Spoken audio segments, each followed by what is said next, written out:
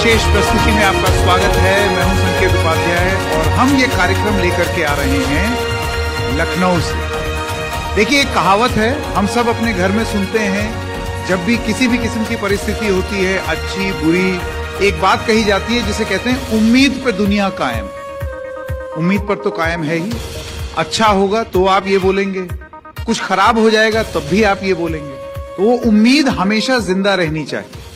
इसी वजह से आज दिन भर अलग अलग प्रदेशों पर तो कार्यक्रम करते हैं, लेकिन आज दिन भर उत्तर प्रदेश उम्मीद का प्रदेश क्यों है और क्यों रहेगा, इस पर चर्चा करेंगे।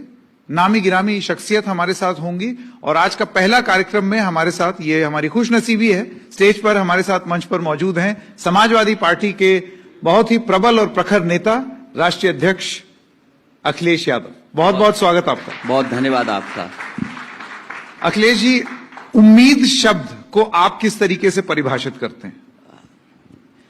उम्मीद बहुत पॉजिटिव वर्ड है और मैं आपको बधाई देना चाहता हूं इस बात के लिए कि आपने उम्मीदों का प्रदेश उत्तर प्रदेश के नाम से कार्यक्रम कर रहे हैं।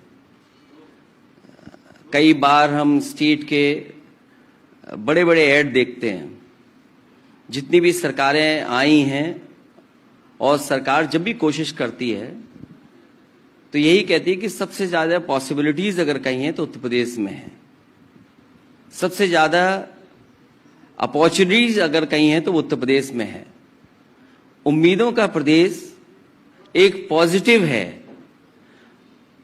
सवाल ये, क्योंकि मैं विपक्ष में हूं तो मैं इस बात का आकलन करूंगा कि उम्मीदों का प्रदेश उत्तर प्रदेश है, था कि नहीं है।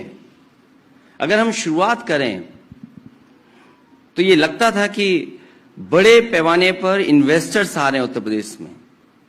एक उम्मीद जगी कि इस सरकार में इन्वेस्टर्स आएंगे, लेकिन अगर हम सच्चाई देखें, हकीकत देखें, तो जो उम्मीदों का प्रदेश था, जिस उम्मीद से इन्वेस्टर्स आए थे, आज इन्वेस्टर ढूंढे नहीं मिल रहे हैं। शायद इन्हें एक ग्रुप ऑफ मिनिस्टर्स क्रिएट करना पड़ेगा जो इन निवेशकों को ढूंढे, जो बेवफा निवेशक थे वो कहां मिलेंगे अब। मुझे याद है, बिना इन्वेस्टमेंट मीट किए हुए एचसीएल का इन्वेस्टमेंट आया, बिना हमने कोई बड़ा प्रचार किए, इन्वेस्टमेंट के लिए बुलाए बिना सैमसंग का एक्सपेंशन कर ले गए। तो ये उम्मीदों का प्रदेश है जहां लोग चाहते हैं कि वो इन्वेस्टमेंट करें, आए। यहां लोगों की उम्मीद बहुत है सरकारों से, और खासकर गरीब ये सोचता है कि उसका जीवन कैसे बदलेगा। अगर हम उम्मीदों का प्रदेश बोलें तो एक गरीब सोचता है उसका जीवन कैसे बदलेगा, गरीब कैसे आगे बढ़ेगा, गरीब के घर परिवार में जो बेटा बैठा उसकी नौकरी कैसे मिलेगी और उसके परिवार कैसे चलेगा। ये पॉजिटिव है उम्मीदों का प्रदेश। लेकिन आकलन इस बात का होना चाहिए कि सरकारों से वाकई उम्मीद बची है कि सरकारों ने उम्मीद के खिलाफ काम किए। अखिलेश जी, एक चीज अक्सर राजनीतिक हलके में तो इस बारे में बात होती है, लोग भी जब बात करते हैं तो ये बोलते हैं कि उम्मीद, विकास, बेरोजगारी, नौकरी, कानून व्यवस्था, ये सारे जो मुद्दे हैं, ये लोग बोलते जरूर हैं कि बहुत जरूरी हैं उनके लिए और इससे उम्मीद जगती है, लेकिन उसके बाद जब चुनाव में वोटिंग होती है तो फिर वो किसी और चीज के लिए हो जाती है। आपको लगता है कि ये फर्क अब भेद गया है उत्तर प्रदेश? देखिए, गरीब के लिए तो आज भी वही बुनियादी सवाल है, पढ़ाई अच्छी मिले, इलाज समय पर मिल जाए, उनकी तकलीफें कम हो जाएं। लेकिन आज हम पीछे मुड़ करके देखते हैं तो जो सबसे अच्छी व्यवस्था गरीबों की थी, जो उनके घर पर एम्बुलेंस पहुंच जाती थी, वो एम्बुलेंस क्यों नहीं पहुंच रही है? गरीब को इलाज क्यों नहीं मिल पा रहा? दावे बड़े बड़े हो रहे हैं कि ये मेडिकल कॉलेज बन जाएगा, ये मेडिकल इंस्टीट्यूशन आ जाएगी, लेकिन ये सरकार बताए कि अगर एक भी जिला अस्पताल इन्होंने बनाया हो, जिस जिला अस्पताल में मरीजों का इलाज चल रहा हो, अगर एक भी अस्पताल बना हो, दिल्ली की सरकार, यूपी की सरकार दोनों मिलकर के ये बताएं कि उत्तर प्रदेश में 6 साल से ज्यादा समय हो गया, अगर एक भी जिला अस्पताल बनाया हो जिसमें गरीबों का इलाज हो रहा हो। इस प्रदेश में एक्सप्रेसवे बने, और हमें खुशी इस बात की कि एक्सप्रेसवे केवल सड़क शहरों के लिए नहीं थी, हमारी ग्रामीण अर्थव्यवस्था कैसे बेहतर हो, हम किसान की पैदावार की एमएसपी कैसे दे पाएं। इस एक्सप्रेसवे के किनारे मंडियां बन रही थी, बड़ी बड़ी मंडियां 100 एकड़ में, 90 एकड़ में, 60 एकड़ में, जिससे गरीबों को या किसानों को वहां पर उनकी पैदावार की कीमत मिल सके। अगर इस सरकार ने 6 साल में अगर एक भी मंडी बनाई हो तो बता दें, अगर कहीं मंडी बनी हो। और फिर जो सरकारी संस्थाएं हैं जिसमें बड़ी उम्मीद से खासकर पिछड़े दलित ये उम्मीद लगा करके बैठते हैं कि सरकारी नौकरी मिलेगी तो हमें पक्की नौकरी मिल जाएगी, लेकिन सोचो पिछले कितने वर्षों से केवल कॉन्ट्रैक्ट की नौकरियां, आउटसोर्स की नौकरियां, प्राइवेट नौकरियां। ये समय आ गया जब हमें ये सोचना पड़ेगा, जाति जनगणना के साथ साथ सामाजिक न्याय के साथ साथ ये भी हमें विचार करना पड़ेगा और दावा करना पड़ेगा कि सरकारी के साथ साथ हमें प्राइवेट में भी आरक्षण मिलना चाहिए। ये सरकार उम्मीद नहीं खोएगा क्या? तो ये बड़े बुनियादी सवाल ये आपने 2-3 बहुत महत्वपूर्ण मुद्दे उठाए हैं और उस पर अब लाजमी है कि मैं आपसे सवाल पूछूं। एक पत्रकार होने के नाते अब मेरा धर्म बन जाता है। आपने कहा प्राइवेट सेक्टर में रिजर्वेशन होना चाहिए। आप ये बताइए, जब ऐसा होगा तो एक बात ये होगी कि फिर कोई प्राइवेट निवेशक क्यों आएगा? क्योंकि फिर एक ऐसी व्यवस्था हो जाएगी कि वो खुल करके अपना टैलेंट एक्विजिशन नहीं कर सकता। सरकार की तरफ से ये दबाव रहेगा कि नहीं भाई इनको फलाने को भर्ती करो। मैं आपसे ये कहता हूं, दुनिया की सबसे मजबूत, दुनिया की सबसे बड़ी अर्थव्यवस्था, वहां पर भी कोई एक व्यवस्था है जिसके तहत लोगों को नौकरी दी जाती है, उन्हें मौका मिलता है। और फिर जिस निवेशक की आप बात कर रहे हो, क्या आपकी सरकारी बैंकों से उनको लोन नहीं मिलता? सरकारी बैंकों में पैसा किसका है आखिरकार? क्या बिना सरकार की कृपा के उनको लोन मिल जाता है? तो वो संसाधन किसके हैं जिसकी वजह से आप कारोबार कर रहे हैं? और फिर जो हमारी सरकारी संस्थाएं हैं उनमें लाखों लाख नौकरियां थी। मान लीजिए ओएनजीसी थी, वीएसएनएल, एयरपोर्ट अथॉरिटी, तमाम और पीएसयूज में बता सकता हूं, या और भी स्टेट लेवल पे चीजें हैं। आखिर क्यों प्राइवेटाइज की तरफ जा रहे हैं लोग? क्यों कॉन्ट्रैक्ट की तरफ नौकरियां ले जा रहे हैं? मैंने खुद अपने मैनिफेस्टो में लिखा था कि आउटसोर्स की नौकरियों को धीरे धीरे कर करके सरकारी नौकरियां, पक्की नौकरियां मिलेंगी। आप उन्हें 9,000 दे रहे हो वेतन, 10,000 दे रहे हो, 12,000 दे रहे हो, और काम कितना ले रहे हो आप? 12 घंटे, 14 घंटे, 16 घंटे। और एक्सप्लॉयटेशन किस लेवल तक है? आप एक्सप्लॉयटेशन उम्मीद नहीं कर सकते। आप कह रहे हैं उम्मीदों का प्रदेश। यहां पुलिस क्या कर रही है? मैं आपको शुरुआती समय के बाद बता देता हूं। मैं आपको एटा में मामूली किसी मामले को लेकर के कुछ विवाद रहा होगा, उस पर छापा मारा पुलिस ने, और जब छापा मारा पुलिस ने तो वहां घर परिवार में देखा उसने कि वो व्यक्ति तो नहीं है जिसका नाम दर्ज है एफआईआर में, लेकिन उसकी परिवार की महिला मिल गई उससे, और उसी छापे के बहाने और डर के बहाने वो पुलिस के अधिकारी ने महिला से संबंध बना लिए। कितनी लड़ाई लड़नी पड़ी उसके बाद, तब एक अधिकारी जेल गया। और आज अखबार में पढ़ा है कि आईपीएस जिस पे आरोप था पैसे लेने का, उसको इस सरकार ने सम्मानित किया। जो पुलिस का सबसे बड़ा सम्मान होता है वो पुलिस ने दिया। तो क्या उम्मीद करोगे आप उम्मीदों के प्रदेश में, जहां प्राइवेटाइजेशन हो रहा हो, जहां आउटसोर्स हो रही हो, जहां पर इस तरह का पुलिस का व्यवहार और काम हो? वो महिला को पुलिस अधिकारी ने प्रेग्नेंट किया। समाजवादी लोग उस परिवार के साथ खड़े नहीं होते तो वो पुलिस के अधिकारी न जाने क्या क्या कर देते उसके साथ। अखिलेश जी, एक बात ये भी कही जा सकती है, पूरी संवेदनाएं इन महिला के साथ जिनकी आप बात कर रहे हैं, लेकिन अगर मामले इस तरीके से देखें तो आप जानते हैं जब आपकी सरकार थी तब भारतीय जनता पार्टी और विपक्षी दल आपकी सरकार पर भी आरोप लगाते थे कि देखो यहां ये हो गया, और एक आम धारणा ये थी कि समाजवादी पार्टी की सरकार मतलब कानून व्यवस्था गड़बड़, और आज की सरकार जो है उसने कानून व्यवस्था को दुरुस्त कर दिया। ये जो छवि समाज में गई है और उसको कैसे आगे बढ़ाया जाता है ये बोल के कि आप चुनावी नतीजे देख लीजिए, 2022 में आप उतरे लेकिन चुनावी नतीजे आए, और इसका मतलब ये है कि लोगों को योगी आदित्यनाथ की सरकार पसंद आई। इस पर आप क्या कहेंगे? आपका कहना और लोगों के बीच की छवि। इसी शहर में समाजवादी सरकार में पुलिस विभाग के लिए सबसे बेहतरीन हेडक्वार्टर दिया गया। वो केवल हेडक्वार्टर इस बात के लिए नहीं था कि एक बिल्डिंग बन गई, वो हेडक्वार्टर इसलिए था कि जितने भी वरिष्ठ अधिकारी हैं, जनता को इधर उधर घूमना पड़ता है, वहां आकर के उसे न्याय मिल सके।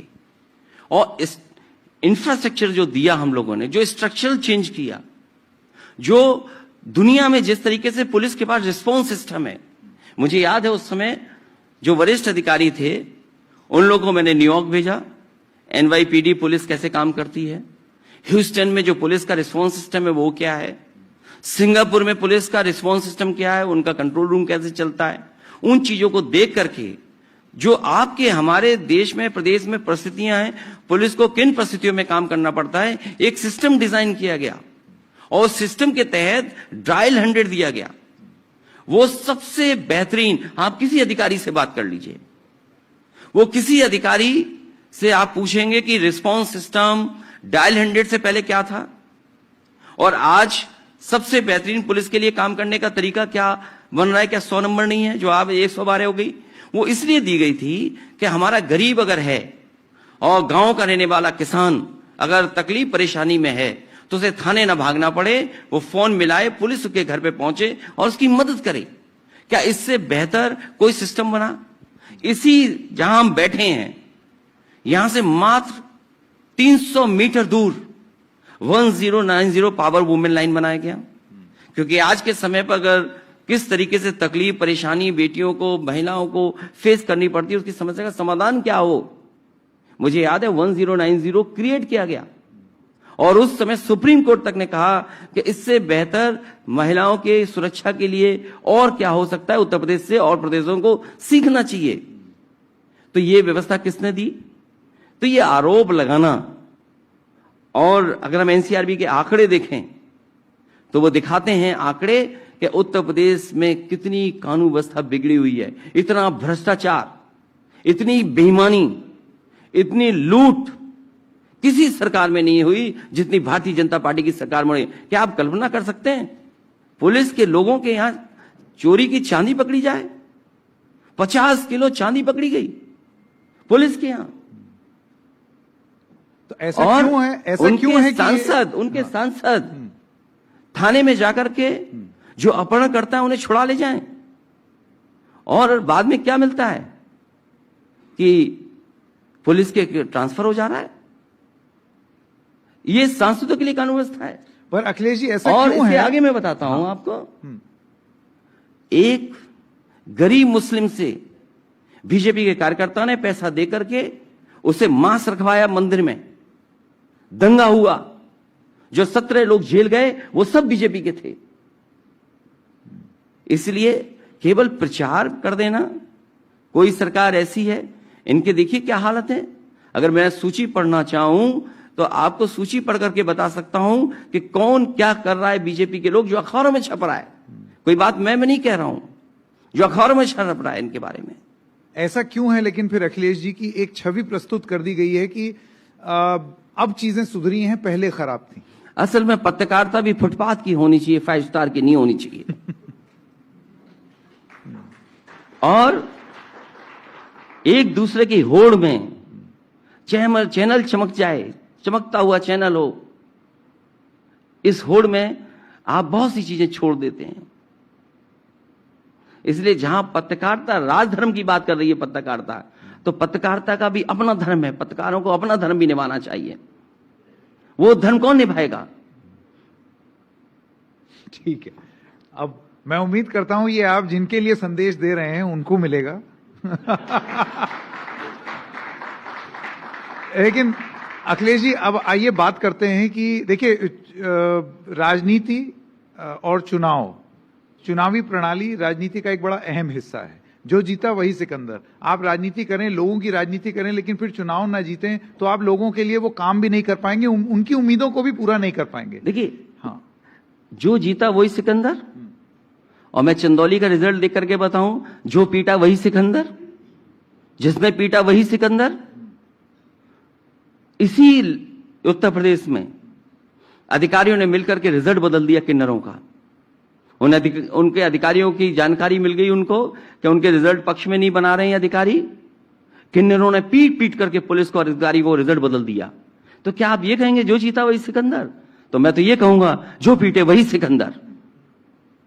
नहीं, कानूनी प्रणाली से और जो व्यवस्था है उसके हिसाब से जो जीते वो सिकंदर, ये मेरा कहने का मतलब। मैं उसी को जोड़ रहा हूं। बीजेपी के लोग लूट करते हैं, बेईमानी करते हैं चुनाव में। और ये पहले चुनाव में बेईमानी नहीं कर रहे हैं, अपने पैसे की ताकत से, अपने अधिकारियों की ताकत से क्या बेईमानी नहीं कर रहे? लखीमपुर का वो कौन भूल जाएगा? मां बेटी चुनाव लड़ने रही थी, पर्चा नॉमिनेशन नहीं करने दिया, उनके कपड़े फाड़ दिए, साड़ी छीन ली। क्या साड़ी नहीं छीनी? क्या कपड़े नहीं फाड़े? क्या ये सब ने देखा, टीवी पे देखा। और किन्नरों ने कपड़े उतार करके क्या लाठियों से नहीं मारा? मैं अपने मैनपुरी का बता सकता हूं, जहां पर रात के 12-1 बजे तक आप काउंटिंग चलाएंगे। पूरे प्रदेश की काउंटिंग खत्म हो गई। वो इंतजार कर रहे थे कि सीएम हाउस रिजल्ट क्या देगा, सीएम हाउस क्या बताएगा रिजल्ट। एक लोधी समाज के लोग वो 8,000 10,000 से जीत जाता, लेकिन क्योंकि उसे लखनऊ से परिणाम देना था, वहां के अधिकारियों ने हाथ खड़े कर दिए और कहा कि हम रिजल्ट नहीं बदल सकते, रिजल्ट तो वही देंगे जो ऊपर से आदेश आ रहे हैं। अखिलेश जी, आपको नहीं लगता है कि ये जो आरोप आपने लगाया है इसको कानूनी रूप से चुनौती देनी चाहिए? वरना ऐसे लगेगा जैसे कि ये आप राजनीतिक प्रतिद्वंदी होने के नाते आप ये आरोप लगा रहे हैं। मैं केवल इसलिए नहीं आरोप लगा रहा हूं, वो जो कोर्ट का रास्ता है उसमें भी वो लोग गए हैं। मुझे उम्मीद है कोर्ट से न्याय मिलेगा। अब मैं एक सवाल, क्योंकि चुनाव के बारे में बात हो रही है, देखिए 2022 का चुनाव हुआ और आपकी बड़ी स्पिरिटेड कैंपेन थी। आप समाजवादी रथ जो है वो पूरे प्रदेश भर में गया। पूर्वांचल में आपको फायदा भी देखने को मिला और समाजवादी पार्टी का जो वोट शेयर है वो मेरे ख्याल से सपा के इतिहास का सबसे बढ़िया वोट शेयर रहा। फिर भी वो सीटों में तब्दील नहीं हो पाया। आपने अलायंसेस के अलग अलग फॉर्मूलाज ट्राई किए हैं 2017 के बाद। कांग्रेस के साथ गए, आप बीएसपी के साथ गए, छोटे दलों से भी आपने एक एसोसिएशन रखा। 2024 के लिए आपके मन में क्या है? 24 के लिए मैंने नारा दिया है कि 80 हराओ, बीजेपी हटाओ। और मैंने सभी विपक्षी दलों को इसमें शामिल होने के लिए कहा है। इधर समाजवादी पार्टी ने बहुत गठबंधन किए हैं और मैंने खुद बड़े दिल से, बड़ा दिल करके सभी दलों को साथ लाने का काम किया। 2017 में समाजवादी पार्टी ने और हमारे पूरी लीडरशिप की राय से मैंने बड़े दिल से कांग्रेस के साथ अलायंस किया। 22 में भी अलायंस किया मैंने, छोटे दलों को भी साथ लाने का काम किया। 19 में बहुजन समाज पार्टी को लाए। अब ये और दलों की जो विपक्ष के लोग हैं जो बीजेपी को हराना चाहते हैं, उनकी जिम्मेदारी बनती है कि बड़े दिल से समाजवादी पार्टी का साथ दें। और मैं आपको भरोसा दिला सकता हूं कि अगर बड़े दिल से साथ देंगे तो भारतीय जनता पार्टी 80 की 80 सीटें उत्तर प्रदेश में हारेगी। ऐसा होगा या ये भी एक उम्मीद है जिस पर आपकी दुनिया कायम है? देखिए, उम्मीद थी, इसीलिए उस समय कांग्रेस से भी अलायंस किया मैंने। उम्मीद थी, इसलिए बहुजन समाज पार्टी को भी साथ लाया। और उम्मीद ही पे बहुत सी चीजें, क्योंकि पॉजिटिविटी दिखाती है। उम्मीद के साथ साथ बड़ा दिल होना जरूरी है, और बड़ा दिल रहेगा विपक्ष में तो भारतीय जनता पार्टी 80 की 80 सीटें यहां पर हारेगी। 2 मामलों में तो आपने बड़ा दिल दिखाया। 2017 में भी सीटें कांग्रेस को आपने बहुत दी। 2019 में भी बीएसपी के साथ, मुझे उस समय के आपके बयान याद हैं। आपने बोला था कि मायावती जी जो हैं वो जो कहेंगी वैसा होगा। आपने एक बड़ा दिल जरूर दिखाया, लेकिन बाद में जब वो गठबंधन टूटा तो मायावती जी का ये कहना था कि आपके वोट ट्रांसफर नहीं हुए और अब हम दोबारा गठबंधन नहीं करेंगे। ऐसे में बड़ा दिल कैसे दिखे? देखिए, डेटा और अर्थमेटिक सब दिखाई देता है। अगर वोट हमारा ट्रांसफर नहीं हुआ होता तो आज बहुजन समाज पार्टी में केवल एक सीट है। कहां 10 MP, कहां विधायक 1। इसलिए सब जानते हैं वो बातें। समाजवादी पार्टी ने बड़े दिल से, ईमानदारी से बहुजन समाज पार्टी का साथ दिया, क्योंकि हम ये मानते हैं बाबा साहब भीमराव अम्बेडकर जी का जो सपना है और जो बहुजन लोग हैं उनका बड़ा सपना रहा है। इसलिए समाजवादी पार्टी ने साथ दिया। हमारा एक एक वोटर, एक एक लीडरशिप ने उस समय साथ दिया था और उसका परिणाम हुआ कि देश में भारतीय जनता पार्टी को कोई कहीं नहीं हरा पाया था। उत्तर प्रदेश में सबसे ज्यादा सीटें हराई थी। अखिलेश जी, देखिए, उम्मीद पर दुनिया कायम है। आप भी उम्मीद लगाए हुए हैं कि लोग अपना दिल बड़ा करें, लेकिन यहीं पर आकर के विपक्षी एकता का फॉर्मूला जरा सा बैठ जाता है या चल नहीं पाता है, क्योंकि सब लोग जो हैं कुछ कुछ उम्मीद अपने आप से भी और कुछ एक्सपेक्टेशंस अपने आप से भी रखते हैं कि हमें इतना मिल जाए या ये हो या वो हो। आपका फॉर्मूला क्या है? क्योंकि अभी विपक्षी एकता की बहुत बात हो रही है। हमारा फॉर्मूला ये कि 80 हराओ, भाजपा हटाओ। तो आप बड़ा दल करके आए। समाजवादी पार्टी ने बड़ा दिल करके किया गठबंधन और दलों को साथ लाए। हमें उम्मीद है कि जो भारतीय जनता पार्टी को हराना चाहते हैं वो दल समाजवादी पार्टी का बड़े दिल से साथ देंगे। तो आपको यही लगता हमारा है, फॉर्मूला है आपको लगता और है, यही हमारी उम्मीद है। नहीं तो आपको लगता है कि यही हर दल को यह फॉर्मूला अपनाना चाहिए कि आप जिस राज्य में मजबूत हैं वहां वो दल मेन हो जाए और बाकी लोग साथ आए? कई बार जितने भी लीडर्स उनसे बात हुई, यही निष्कर्ष निकला कि जो दल जहां मजबूत है, जो दल ज्यादा वोट पा रहा है या संघर्ष कर रहा है, उसी दल के तहत वहां गठबंधन होना चाहिए। अखिलेश जी, एक बात कही जाती है विपक्ष में, और ये मैंने बहुत सारे जो राजनीतिक विश्लेषक हैं उनके मुंह से सुना है। उन्होंने कहा विपक्षी एकता में दरअसल दिक्कत ये है कि एक जटिल चौकड़ी है। एक है अरविंद केजरीवाल दिल्ली और पंजाब में, एक है ममता बनर्जी पश्चिम बंगाल में, एक है केसीआर तेलंगाना में, और एक है अखिलेश जी उत्तर प्रदेश में। क्योंकि जब यहां कांग्रेस की भारत जोड़ो यात्रा आई तो आपने साथ नहीं दिया। तो आप ये जो जटिल चौकड़ी है, ये कभी पूरी तरीके से बताती नहीं है कि हम किस दिशा में जाएं या कहां जाएं, और इसी वजह से एकता बन नहीं पाती और समन्वय बन नहीं पाता। समाजवादी पार्टी ने कभी भी गठबंधन किया होगा तो ना सीटों का झगड़ा रहा होगा, ना किसी तरह का किसी जो पॉलिटिकल पार्टीज में खींचतान होती है वो हो पाई थी।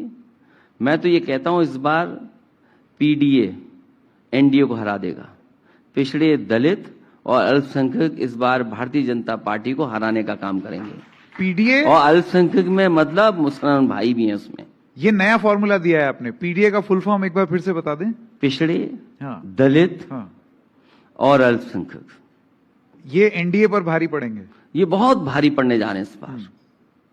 और इसीलिए हम चाहते हैं कि जब एनडीए ये कहता है सबका साथ सबका विकास, जब सबका साथ आप बोल रहे हैं तो सबकी बराबरी की बात नहीं बोल रहे हैं आप। हम चाहते हैं सबकी बराबरी हो, इसीलिए जाति जनगणना चाहते हैं। और बिना जाति जनगणना के सामाजिक न्याय का होना संभव नहीं है। इसीलिए इस बार पीडीए एनडीए को हराएगा। ये जो आपने अभी बात बोली जातिगत जनगणना, देखिए बिहार के संदर्भ में भी बहुत सारे विपक्षी दल लगातार ये सवाल उठा रहे हैं, और बीजेपी की अगर बात करें तो उनकी पोजीशन कास्ट सेंसस को लेकर के थोड़ी सी कंफ्यूज रही है। सरकार में रहते हैं तो कोई भी पार्टी जब सरकार में आती है तो ये नहीं कराना चाहती है। मैं आपसे जानना चाहता हूं ऐसा क्यों होता है? ये ऐसा क्या चीज है इस कास्ट सेंसस में कि कोई खुल के हाँ नहीं बोल रहा? मुझे याद है लोकसभा में जिस समय सेंसस हो रहा था, नेताजी आदरणीय लालू प्रसाद यादव जी, शरद यादव जी और दक्षिण भारत के जितने भी नेता हैं, उन्होंने यही मांग रखी थी उस समय जो सरकार थी उससे कि जाति जनगणना होनी चाहिए। और उस समय मुझे नहीं पता कि क्या रुकावट थी उस समय की सरकार को कि उन्होंने जाति गणना नहीं कराई या आंकड़े नहीं आए उसके। हमारी मांग उस समय भी थी और आज भी मांग वही है। यूपीए की बात कर रहे हैं। यूपीए की बात कर रहा हूं मैं। और वो मांग हमारी आज भी है कि जाति जनगणना हो। और मुझे याद है उत्तर प्रदेश में जब मैं आबादी के हिसाब से समाजवादी पेंशन देना चाहता था तो बहुत सारे लोग हाई कोर्ट और सुप्रीम कोर्ट गए, लेकिन उसको आबादी के हिसाब से हम लोग लागू करने का काम किया था। और अगर कोई चीज आबादी के हिसाब से लागू करेंगे अगर हम पिछड़े दलितों को बराबरी का हक देना चाहें या उनकी आबादी के हिसाब से देना चाहें तो बिना जाति गणना के कैसे संभव है? इसलिए जाति गणना होनी चाहिए। और मैंने तो अपने मैनिफेस्टो में और 2022 में भी ये कहा था कि समाजवादी पार्टी की सरकार बनेगी तो जाति गणना कर करके उससे आबादी के हिसाब से उनको लाभ दिया जाएगा, उनको पॉलिसीज में शामिल किया जाएगा। आपने बीजेपी की तरफ से इस पर बयान सुना है, वो ये कहते हैं कि आप लोग जो है समाज को तोड़ना चाहते हैं, आप चाहते हैं जातियों में लोग बंट जाएं, इस वजह से आप ये जनगणना कराना चाह रहे हैं।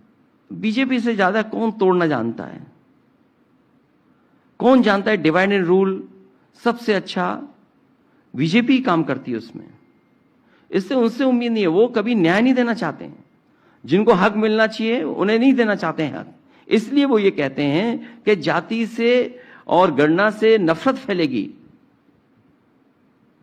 ये केवल हक नहीं देना चाहते हैं, उनका सम्मान नहीं देना चाहते हैं, इसलिए उनकी ये भाषा है। अखिलेश जी, एक बार मैं फिर से आना चाहता हूं, जो आपने बोला कि लोग बड़ा दिल रखें।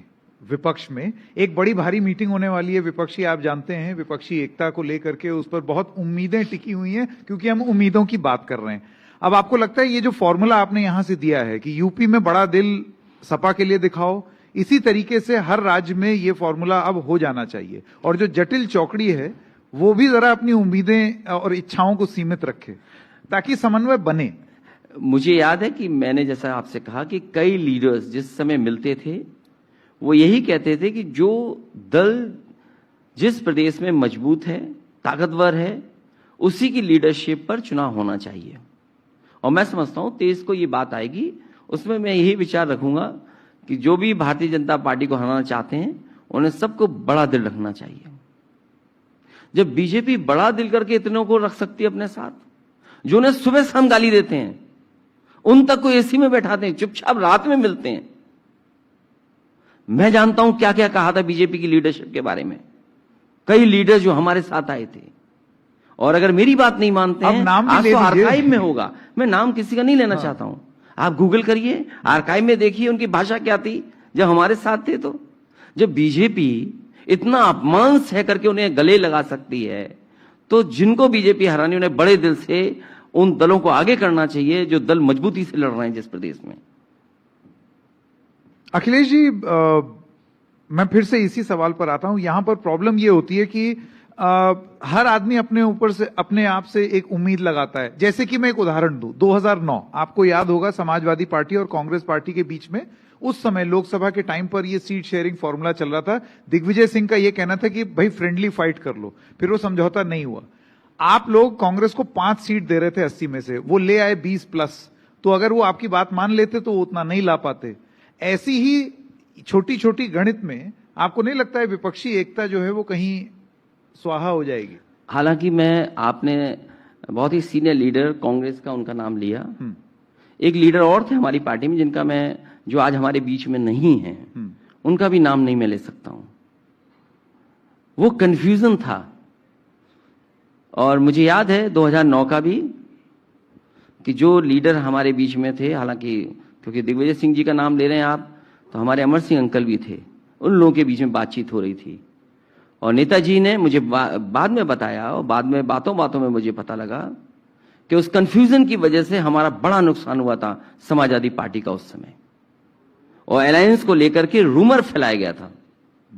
और जो बातचीत होती थी उससे कैसे लाभ लिया जाएगा, कुछ लीडर्स इस बात को उठा रहे थे, इसलिए क्योंकि अमर सिंह अंकल नहीं है हमारे बीच, इसलिए मुझे नहीं कहना चाहिए। लेकिन उस समय जो बातचीत होती होंगी वो लोग जानते होंगे कि क्या रहा होगा उस समय। लेकिन वो 2009 बहुत पुरानी बात है। आज 23 है और 24 में चुनाव होना है, महीने कुछ हैं, जिसकी जमीन पर तैयारी होगी। और इसलिए तैयारी जरूरी है क्योंकि बीजेपी जिस तरह का चुनाव लड़ती है, बड़ी बड़ी कंपनियां हायर की हुई हैं उन्होंने इमेज बनाने के लिए, और वही लोग इमेज कैसे खराब हो उस लीडर की, हजारों करोड़ रुपया खर्च करते हैं। जो पार्टी इतनी ताकतवर हो, जो अखबारों के ऐड, टीवी के ऐड में बजट खोल देती हो, उससे लड़ने के लिए हमें अपने कार्यकर्ता आज ही से तैयार करने पड़ेंगे। इसीलिए समाजवादी पार्टी 46 डिग्री के टेम्परेचर में काम कर रही है। हमारा एक एक लीडर गांव में है या फिर किसी न किसी ब्लॉक स्तर पे काम कर रहा है। तो उससे लड़ने के लिए हमें तैयार करनी पड़ेगी फौज, और समाजवादी फौज तैयार है उसके लिए। फौज तैयार है आपकी जमीन? हमारी तैयारी हो रही है और तैयारी चल रही है। जैसे एक बात ये भी कही जा रही थी यूपी चुनाव में, क्योंकि मैंने दौरा किया था और आपसे जगह जगह कई अलग अलग जगहों पर मुलाकात भी हुई जब यूपी का चुनाव हो रहा था। उसमें बहुत सारे लोगों का ये कहना था कि इस बार उम्मीद है, समाजवादी पार्टी से उम्मीद है, वोट दे रहे हैं, लेकिन साथ में जो ट्रेडिशनली आपके वोटर्स माने जाते हैं जैसे कि मुस्लिम्स और यादव्स और अमंग अदर सेक्शंस, ये भी उनमें भी एक तबका था जिनको ये मानना था कि नहीं भाई हम तो बीजेपी के तरफ रुझान करेंगे। फिर चुनावी नतीजे में वो कुछ हद तक दिखा भी, आपका वोट शेयर बढ़ा, लेकिन फिर वो भी। तो आपको लगता है कि आप समाज के हर वर्ग को एक साथ ला पाएंगे अपने पक्ष में? समाजवादी पार्टी की कोशिश थी और उस कोशिश में कुछ हद तक हम लोग सफल हुए।